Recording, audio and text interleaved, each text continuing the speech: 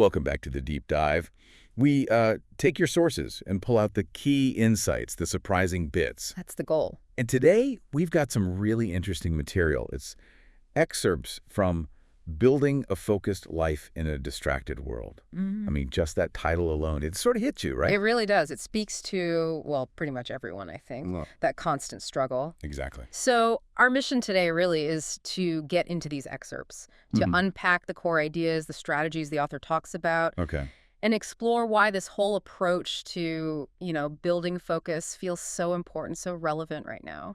Yeah, I'm definitely eager to explore the themes here. It feels like there's some really practical stuff, some actionable wisdom in these excerpts. I think so too. Okay, so let's unpack this then. The title itself, Building a Focused Life in a Distracted World. It just immediately sets up this big challenge. Right. And the book dives right in, talking about this distracted world. What does the author actually say contributes to it, and any surprising things? Yeah, the author definitely goes beyond just, the usual suspects like phone notifications. Okay. One really fascinating idea from the text is this concept they call ambient awareness. Ambient awareness. Yeah, it's not just the pings and alerts themselves, but the sort of constant potential for new information, even when your screen's off. Ah, right, like you're always half waiting for the next thing. Exactly. It fragments your attention without anything actually happening. And the book brings up studies, too, like how the average knowledge worker apparently switches tasks something like every 3 minutes. Wow, every 3 minutes. That's way more often than you'd think. It really is. So that ambient awareness idea is powerful. It's like our brains are rewired to just anticipate. It's not just external noise then. No, exactly. It's internal, too. Does the author talk about other internal struggles? Yeah, definitely. Connecting it to the bigger picture, the author makes the point that this distracted world isn't only external stuff like emails or social media. It fuels an internal battle. They talk about the FOMO loop, fear of missing out. Right, that makes sense. The pressure to stay connected, to know what's happening. Precisely. And the book gives this example, like a typical remote workday scenario. It shows how the pressure to seem on all the time, to respond instantly. Which is often just culture, right? Not actual need. Often, yes. That pressure directly feeds into this internal fight, this feeling of your attention being constantly pulled apart. Okay, so here's what I find really interesting. The title says building focus. Not finding it, not just having it, building it. Yeah, that word is key. What does that word building tell us about focus itself, according to the book?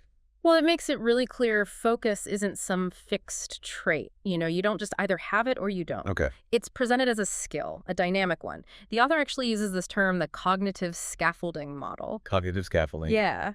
The idea is that building focus means you have to intentionally construct these mental frameworks and routines. Ah, so it's like building a structure. Kind of, yeah. Or like a muscle. You strengthen it with specific exercises, with consistent effort.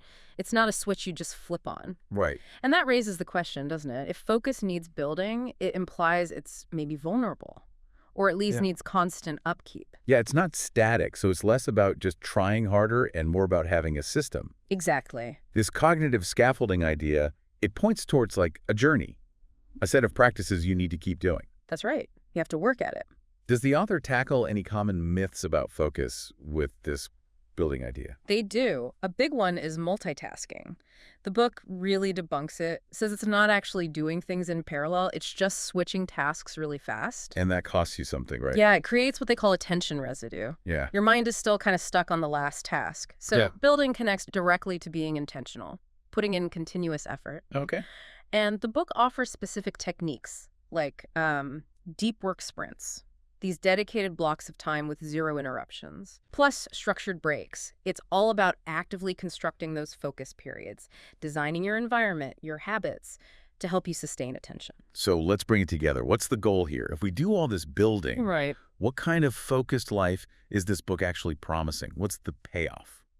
The vision outlined is pretty compelling. It's not just about getting more done, though that's part of it. Right. What's really impactful is this promise of gaining more agency, more control over your own attention, your time. Agency, okay. The author suggests that by building focus, we can get more clarity, less mental clutter, less stress, and ultimately a deeper sense of purpose in just being present. That sounds good. They even coined this phrase, attentional wealth. Attentional wealth, I like that. Yeah, the idea is that your sustained attention is actually the most valuable thing you have in this distracted world. That really reframes it, doesn't it? Attentional wealth. Yeah. So the value isn't just productivity, it's the quality of your experience. Yeah, Moving from being reactive all the time to being intentional. exactly. Being engaged. So it's holistic then. Yes, the book definitely pushes that. It's about overall well-being, not just ticking off tasks. Okay. The author describes it as living a life where, what you do lines up with what you intend to do, which leads to deeper engagement, whether it's with work or relationships or just life itself. It's about reclaiming that deliberate way of using your attention, your most valuable resource. Okay, so we've taken this deep dive into the excerpts from Building a Focused Life in a Distracted World. Yeah. We've unpacked the author's view on the challenges, this idea of building focus through things like cognitive scaffolding, and the payoff, this vision of a more intentional life.